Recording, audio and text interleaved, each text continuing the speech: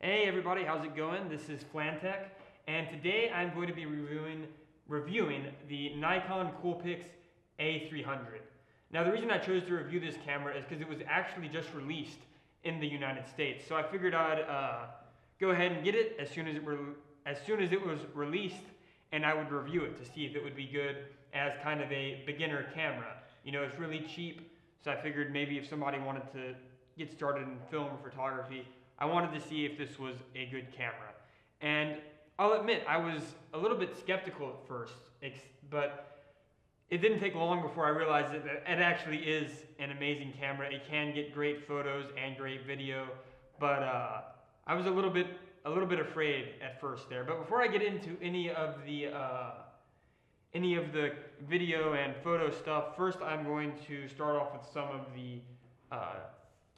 of the features of the camera. So anyway, it came in this box, small box, came with a warranty, instruction manual, and it came with a charging cable. Now it doesn't actually have a charging block that you put the battery in. It actually has a micro USB that plugs into the camera, so you can just charge it directly into the wall. Or you can plug that USB and charge it into your computer, but also get your pictures off of the computer.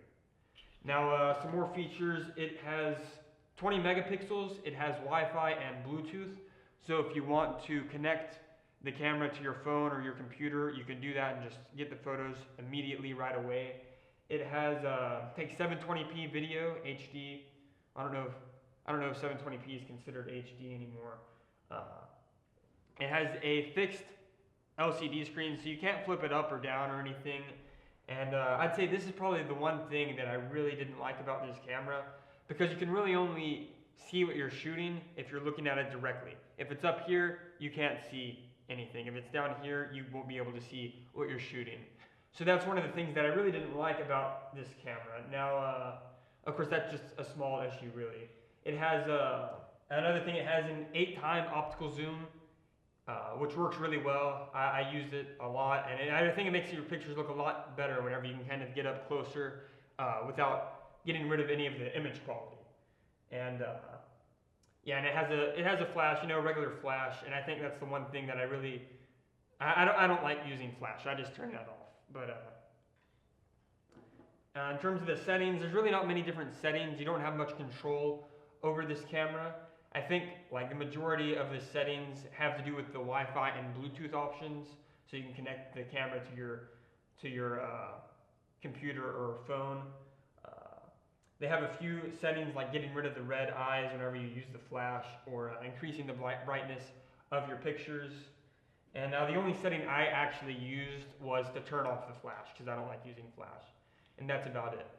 But now getting into the, I think that's everything. Yeah, getting into the actual image quality of this camera. Like I said, at first I was really skeptical. You know, I took it out of the box, got my first 2 pictures, and I was kind of like, well, this sucks. But however, I didn't stop there. I figured, you know, I'll try it out in a bunch of different situations, see if I can get these pictures to look nice. And I actually am very impressed with this camera. I was able to get some amazing pictures, which I'll go ahead and put those up for you. I was able to get some amazing pictures. It has nothing to do with the camera. If you know how to work a camera, and if you know, even if you don't know how to work a camera, once you get used to this camera, you're going to be able to get some amazing pictures. You may be a little bit disappointed at first, but once you get used to it, it can really take some great pictures.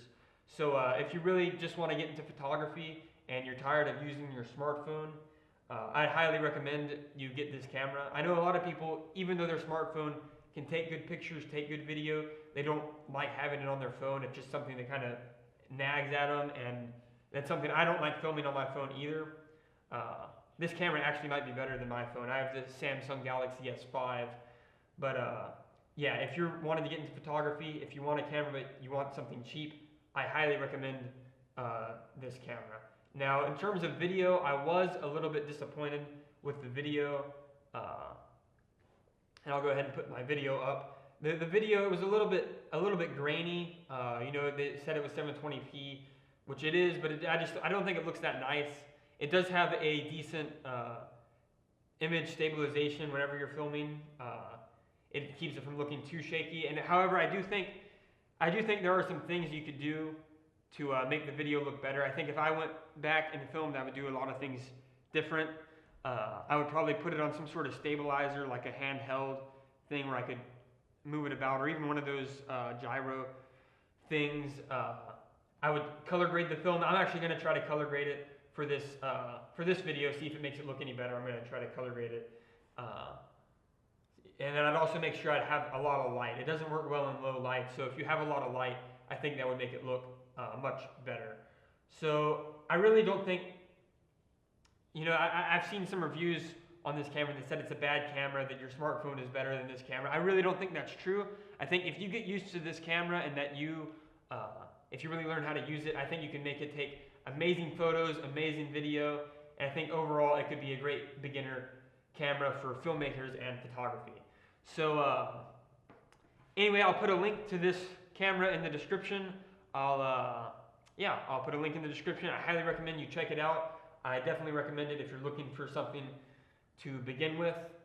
Be sure to like this video, leave a comment if you have any questions, or if you want to see us review any other products you're interested in, and be sure to subscribe if you want updates on all the latest camera products and all the latest reviews on the latest camera products.